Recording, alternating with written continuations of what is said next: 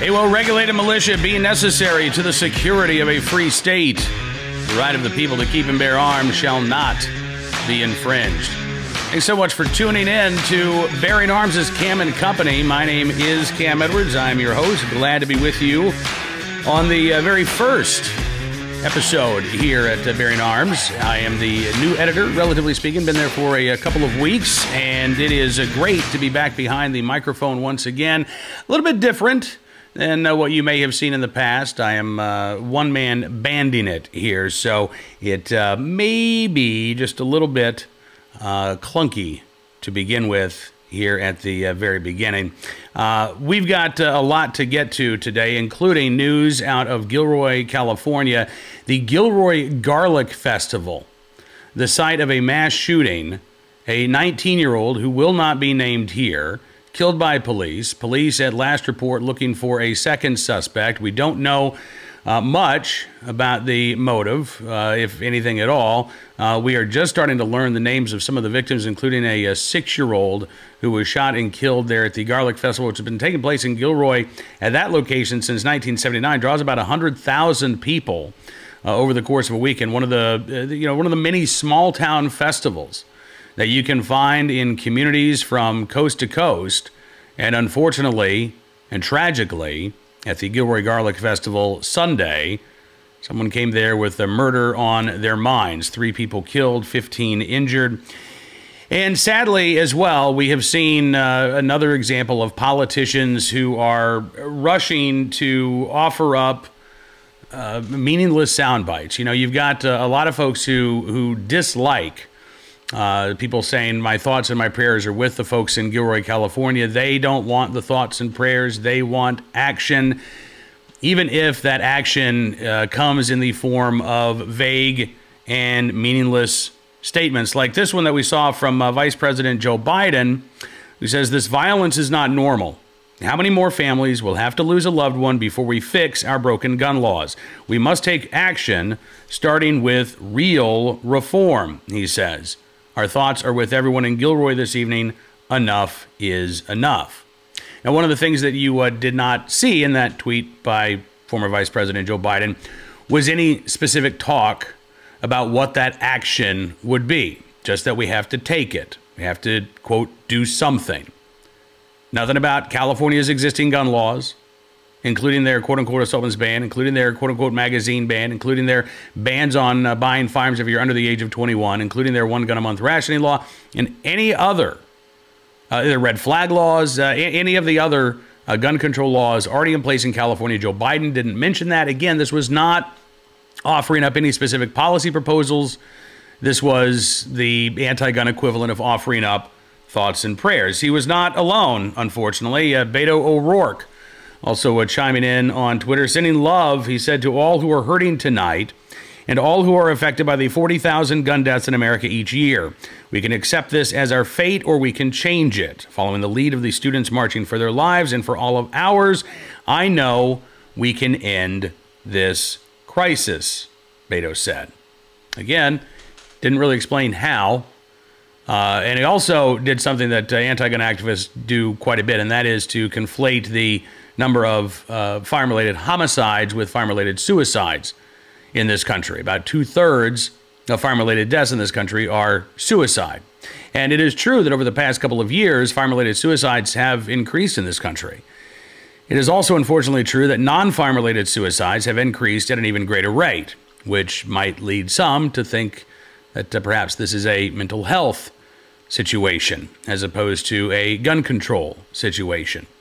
Now, we will learn more in the coming hours and the coming days about the suspect in this case, how they obtained their firearm, what their motive may have been. But we also know, based on just the tweets we just showed you, that there is no shortage of gun control politicians, including many who are running to become the next president of the United States, who will seize upon tragedies like this to offer up not any specific policy proposals, but just a random and vague call, again, to do something, to put tougher laws on the books without even examining what laws are already there. I had the opportunity not long ago to speak with my friend Jim Geraghty from National Review about the 2020 election and the number of anti-gun candidates there who are trying to make gun control a real issue. Take a look. So, Jim, it is so good to have you here as the very first guest on Bearing Arms Cam & Company. Thank you for joining me. It's good. You know, I like the background behind you, Cam. You know, you and I have been chatting on, I'd say various programs, primarily, 2 or 3 programs since 2004, and I'm glad the tradition gets to continue. Me too. And, I first had you on back in 2004 talking about the presidential election. Here we are now covering the 2020 presidential election. We'll not talk about how old that makes us feel. But it's interesting because, this is a very different Democratic field, at least in terms of how they're talking about the gun issue in 2020, than they were back in 2004. 2004, you had John Kerry walking through the early morning fields, having somebody else carrying his goose that he had hunted, trying very, very hard to make it appear as if he was a Second Amendment supporter. Mm-hmm. Now you've got, 24 candidates out there, each one of them trying to out-anti-gun one another. Yeah, thinking back to, John Kerry, I believe that was during the general election. He won the nomination. I think you could say that by 2000 to 2004, a bunch of Democrats looked at Al Gore's loss in states like Tennessee and Arkansas and other places they thought he had a good shot at, and said, oh my goodness, we are losing people who we traditionally should be supporting over the gun issue. We need to reassure these Americans these are not we're not coming for their guns. You and I had had reason to be skeptical of them back then, but at the very least, there were a decent number of Democrats who said, whoa, we could be alienating a whole bunch of voters who are, used to voting for our candidates. I've been, two of the candidates who are coming to the forefront on this cycle so far have been Cory Booker, senator from New Jersey, and Kirsten Gillibrand, the senator from New York. And, I was thinking about this, Cam, that, if you and I are, not likely to ever run for president for any party, but if we wanted to, we'd probably do the sort of things that Cory Booker and Kirsten Gillibrand have spent most of their adult life trying to do. Kirsten Gillibrand was a congresswoman from a fairly purple district and had very different positions on guns back when she was running for the House back in 2006. Cory Booker was mayor of Newark, New Jersey. Both of them ended up in the Senate. Both of them got reelected. Worked with some Republicans on some pieces of legislation and, generally had other ones that were definitely red meat for the partisan base. But generally, they've got the kind of resumes you'd expect to have, that you want to have when you decide to run for president. Cam, what's it getting them? Buckus. 4% for Cory Booker in South Carolina, and I think that was the best out of anybody not named Biden, Harris, Sanders, Warren, Buttigieg, or that might be it. Out of those top 5. And Kirsten Gillibrand, she's at 0%. A lot of states they're at 0%. Nationally, they're at 1 or 2%. Kirsten Gillibrand has visited the state of New Hampshire 55 times, and she's at 1%. Well, and you bring up Booker and Gillibrand. We should also throw in Eric Swalwell, who's no longer a candidate for president, but he based his entire candidacy on gun control, and that too got him 0%. So I'm not convinced that the American public is actually clamoring for more gun control laws. I think I saw it was either a CQ poll or a Pew poll a couple days ago. The one that showed immigration was the top concern among Americans right now. Gun control wasn't even in the top 10, right? It wasn't even polling at 2% of the voters thinking that, gosh, we got to have these gun control laws on the books. Now, having said all of that, I don't think it really matters, because I think whoever the Democratic candidate is going to be, they are going to be the most anti-gun candidate we've seen running for president ever, and it's not even going to be close. They just believe that metric has changed, and that now you can be out and proud as a gun control advocate. You can call for bans. You can call for licensing. I just think it's interesting, though. Cory Booker, you brought up, he's going after Biden because he's not getting a whole lot of traction in the polls.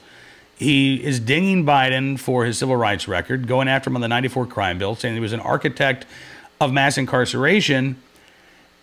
And yet, when you look at Cory Booker's gun control policies, one of the first things that he says on his campaign page is he wants to put in place a national gun licensing program, meaning if you possess a firearm without a federal government permission slip, there should be some sort of penalty. Cory Booker doesn't say what it should be, but in the state of New Jersey, where Cory Booker represents, the penalty for having a licensed or an unlicensed firearm is 5 to 10 years in prison. Mm-hmm. So I'd love for somebody in the media to ask him, does this policy also not run the risk, if not the certainty, of leading to mass incarceration? We've got 100 million gun owners in this country right now, the vast majority of whom live in states where there is no licensing requirement whatsoever. I'm not convinced the compliance rate for this is going to be north of 10%. So what do you propose to do to those 90 million or so Americans who say, I'm not going to get a license, or I didn't know I had to get a license? What is the punishment going to be? Yeah. To summarize Cory Booker in a nutshell, he has two goals. One is to end mass incarceration. The other is to turn millions of Americans into criminals and hunt them down and put them behind bars. Maybe net it would come out exactly even, But the thing I was thinking about this is that we mentioned how no matter who gets the nominee, they're probably going to be the most anti-gun candidate in American history. Some of this is just the natural trends within the party, but I also think having 25 candidates, I believe, is what we're up to, even with Swalwell out. Tom Steyer jumped in because, hey, he's got a couple billion, and what else is he going to spend his money on? You end up in a situation where the center of gravity starts shifting to the left because so many candidates not named, Biden, let's say Biden, Sanders, Warren, and Harris, and maybe Buttigieg, maybe not. You're down in 1 or 2% land. So you are desperate to stand out. I mean, I was going through this. You think you're Gillibrand, you're Booker, you've been in the Senate. There was a time you were being touted as, the next hot young rising star in the Democratic Party. And now your star has stopped rising. You just hit that brick wall, and you're looking up in the polls at Oprah's spiritual guru, who's got 2%. And she's going on about the power of love and power of fear and all that. I mean, this has got to be deeply insulting for somebody who did all the things you're supposed to do if you want to run for president. So what do you do? Well, I think it creates this desperation. You got to stand out somehow. So, you guys, you think you guys support gun control? Let me show you how much I support gun control. And you need to go out and support ideas that were never really on the table before, or were considered too extreme to be elected or something. And for people who might say, oh, well, Jim, if they do that, they'll, lose in the general election. Yeah. But what's more is I think there's at least, one candidate in that field who's always had the attitude of, well, if I don't win the nomination, I don't have to worry. I can't worry about the general election until I win the nomination. I'm going to do whatever the heck I need to do to win to win that nomination. Now, the intriguing thing is I feel like so far I haven't seen, maybe John Hickenlooper is the wrong guy to, select as an example because of the legislation he signed in Colorado. Doesn't one of the 25 want to say, no, I'm the pro-gun candidate. I don't like any of this stuff. I actually don't want to restrict Americans' firearms. Look, at least you'd stand out, and if there's 5 to 10% of Democratic primary voters, look, that would get you into the first tier at this point. Yeah, you don't even have a Jim Webb style candidate, right? I mean, you mentioned Hickenlooper. Hickenlooper's bragging about getting, bipartisan support for gun control laws through in Colorado. And frankly, I don't really know how bipartisan that support was, but I do know it led to the recall of 3 Democratic state lawmakers. He ticked off the sheriffs and ultimately apologized to them, said that he would not have done it the same way, that the magazine ban was largely unenforceable. Still thought it was a good idea to have on the books, but I would actually love for John Hickenlooper to get quizzed or questioned about, what actually happened in Colorado. But that's one of the problems. As I said earlier, gun control right now is not a top 10 issue. You couple that with the fact that most campaign reporters really don't know this issue very well. They don't know those types of questions to ask. And I think, as a result, there's a real disservice being done when these candidates start touting their gun control plans and there's nobody there to actually ask any substantive questions about, well, how would this work? How would you do things differently so that it didn't fail like it failed over here? None of those questions are going to be asked of these candidates. Yeah, I mean, one of the side effects of this modern era of social media and candidates being on Twitter and candidates, live streaming on Instagram and Facebook, the infamous dental appointment of Beto O'Rourke. Look, there are some people who love this, who say, oh, you finally get to see the real candidates. You get to see them unvarnished. You get to see, but the part of, what was it, Ask Me Anything, or the things you see on Instagram, people streaming questions and, Elizabeth Warren just having a beer and all that kind of stuff. But they also control the questions that they get asked in that venue. If you see a question, hey, how would you actually enforce these sorts of gun regulations? They can just ignore it. And you're seeing they do candidate forums of the standard special interest groups. I'm sure a bunch went to the NAACP this week. I'm sure a bunch of them are going to go to the United Auto Workers and AFL-CIO and all the traditional groups. But you're not going to get the tougher questions.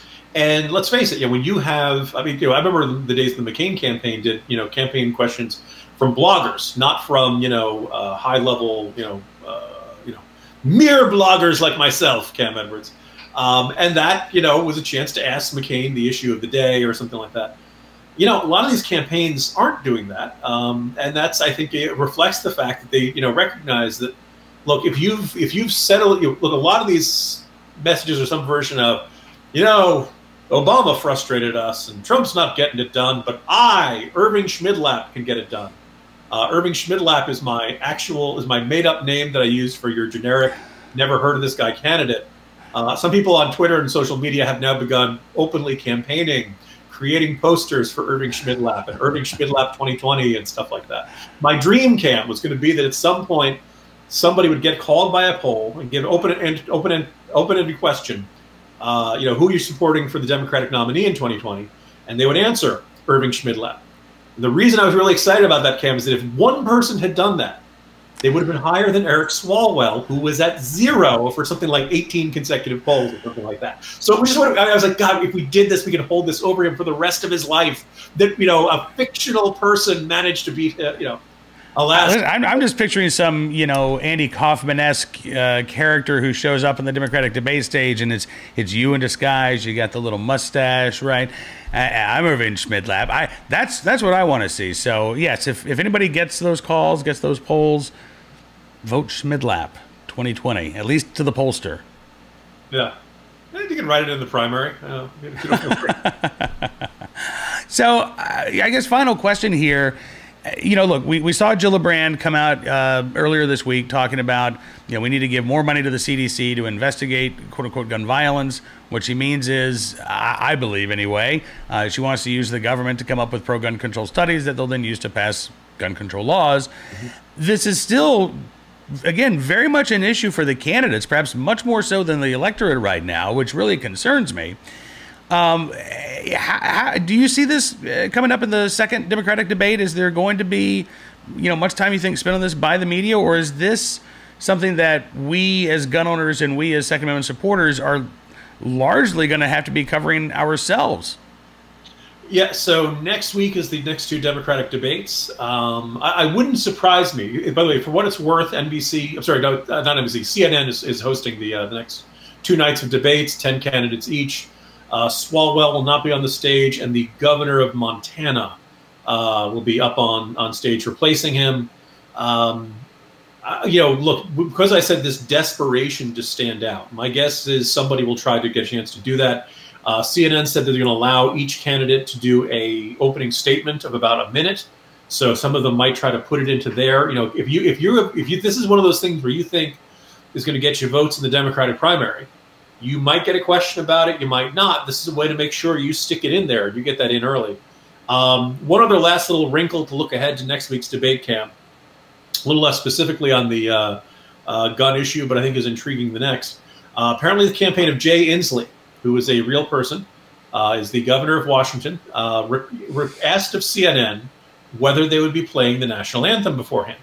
And the answer is yes. So they're going to introduce all the candidates. They're going to line up, they're going to all stand in the podium, and then we'll play the national anthem.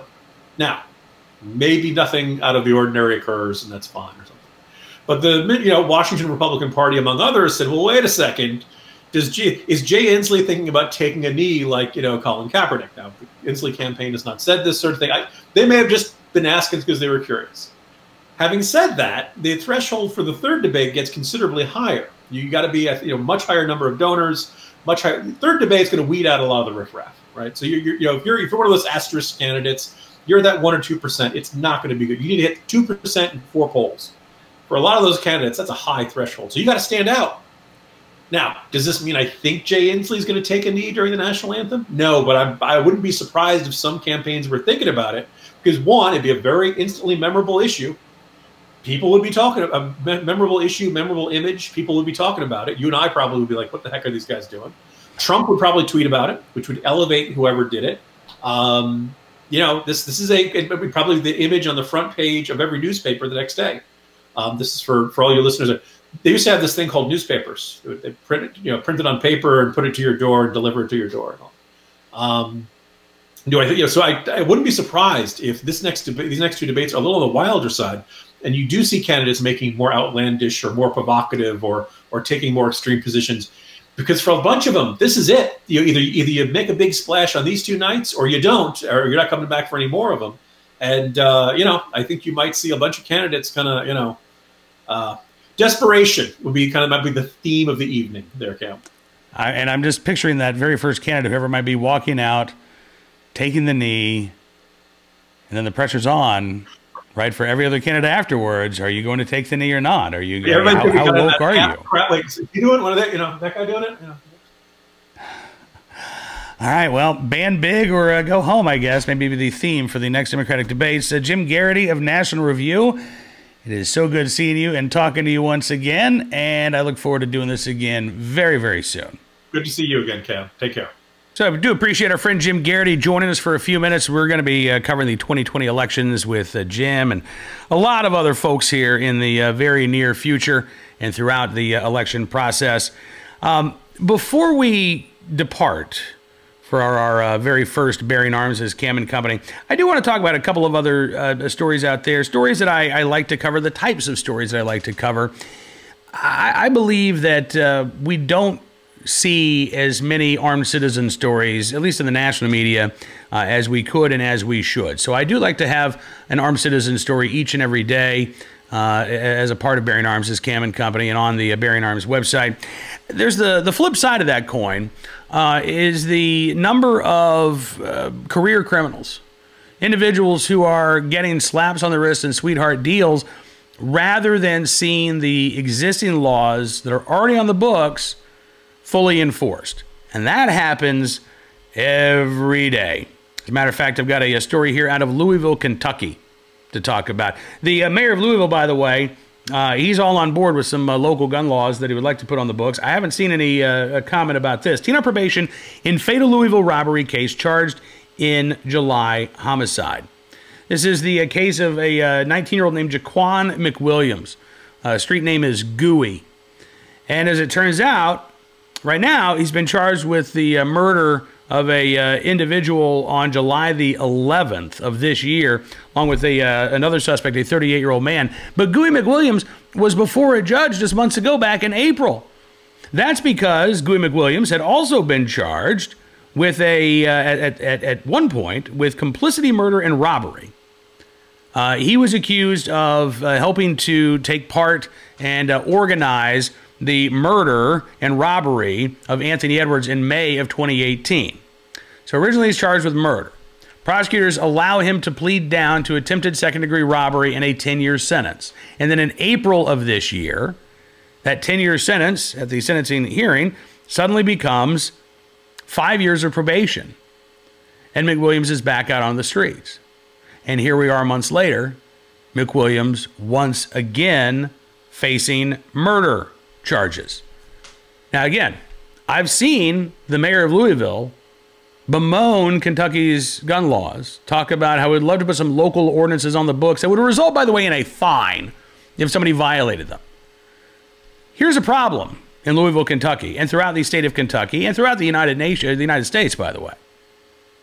Career criminals who, time and time again, in some cases maybe even just once or twice, get that slap on the wrist, are put back out on the streets, and are soon before a judge, once again facing an even more violent crime. We don't know the criminal histories of these two would-be car burglars in Covington, Washington, but we do know that the armed citizen who defended himself from one of these armed burglars is speaking out, talking with KIRO's Dory Munson. The homeowner, who goes by the name of Patrick, doesn't want to give his last name, and I understand that. He's a victim of crime, not a suspect. Says that about 2 o'clock in the morning last Thursday, he woke up because his motion sensor alarm was going off. He looked at his surveillance footage and discovered that there were two individuals in his driveway going through his car. He said he knows that he locked his car, but apparently they used a tool to get in. So he grabbed his gun, didn't wait to put on his shoes or his shirt, but he grabbed his gun, went outside, and that's when he discovered that one of these burglars was armed as well.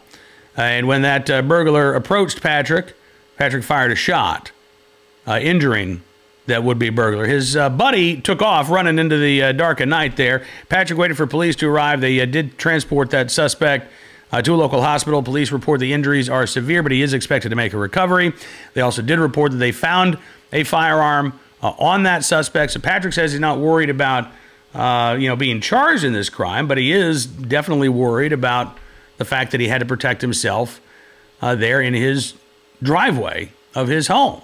And unfortunately, crime can occur anywhere, including the places where you may feel most safe. So besides the, criminal justice craziness, besides the armed citizen stories, there's one other type of story that I'm a sucker for, particularly when it comes to reporting on these types of stories. If you watch your local newscast, you may see at the end of every one, they've got a little, we call them kickers. 30, 45-second story. Something just kind of tug at the heartstrings, give you the warm fuzzies. It's a dog eating watermelon on a hot day or something like that. A lot of times it's people doing good deeds for others. I like those good deed stories because we don't see enough of them, in my opinion. They occur each and every day, but rarely do they get reported. Local news tends to operate with the mantra, if it bleeds, it leads. And that leaves the good news stories way down the list of things to cover. Well, there are exceptions. And Fox 40 in Sacramento had a great story of an off-duty corrections officer who saved a woman from drowning there in California. This was over the weekend.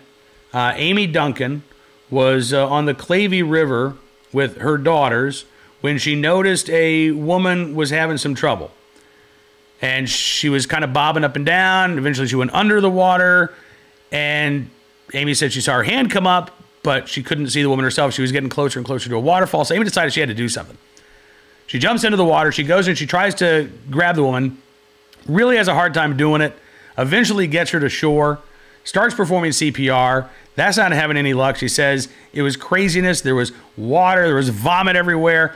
Eventually, Amy Duncan, who is a off-duty corrections officer who's learned CPR and has trained every year for the past decade or so, eventually she used the Heimlich maneuver on this 26-year-old woman and was able to get the water out, and the woman started breathing again somewhat shortly afterwards. Medics arrived and were able to take the woman to the hospital. She is expected to make a full recovery. Amy Duncan says that her daughters told her afterwards that she was their hero. She said, one of her daughters said, Mom, I'm so proud of you. You were there for someone today. And Amy Duncan says, when they said that to me, that meant everything to me. It really did. Well, in the right place at the right time and willing and able to do the right thing. Amy, we thank you very much for your good deed out there. And that is going to do it for this edition of Bearing Arms' Cam and Company. I appreciate you joining us today. We'll be back tomorrow with more of the latest Second Amendment headlines, more interviews, more of the Second Amendment news that you need to know, courtesy of BearingArms.com.